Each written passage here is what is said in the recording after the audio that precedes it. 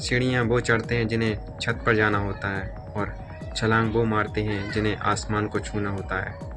नमस्कार दोस्तों, आज की कहानी है एक इंसान की, जो कि उसकी पूरी लव लाइफ ख़राब हो चुकी थी, और वही एक उसने बिजनेस भी स्टार्ट किया था, वो भी उसका लॉस में चला गया था।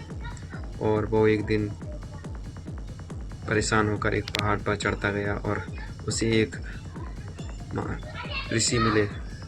ऋषि को उसने पूरी बात बताई अपनी, और ऋषि ने कहा चलो मेरे साथ, और वह ऋषि के साथ चला गया।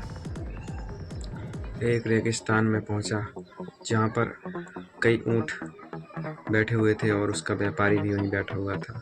तो उसके गुरु ने कहा कि आज की रात यहीं बिताएंगे, और वो वहाँ पर आराम करने लगे। ऋषि को गुरुजी जो उसके साथ जुलवा लाए थे, वो उसने देखा कि व्यापारी की तबीयत सही नहीं है, और ऊँटों को तकना होता है रात को। सब ऊँट सो जाने के बाद ही व्यापारी सोता था। तो गुरुजी ने कहा कि उस आदमी से कि आज की रात तुम्हें जब तक नहीं सोना जब तक ये ऊँट नहीं सो जाते। जब ये ऊँट सो जाए तो तुम सो जाना। इतना कहते ही व्यापारी और गुरुजी सो गए, और वो आदमी उन ऊँटों को देखता रहा, और सुबह हो गई। गुरुजी ने पूछा उस आदमी से कि नींद अच्छी आई थी?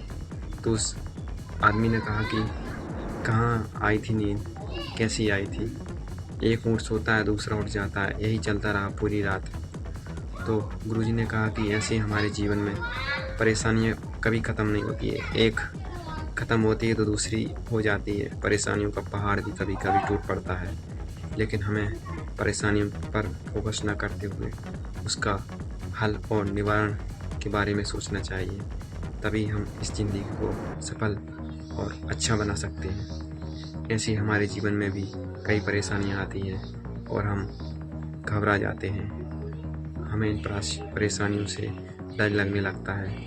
ऐसा नहीं करना चाहिए, हमें उनका हल और सही निर्णय लेकर उनको हल करने की कोशिश करनी चाहिए।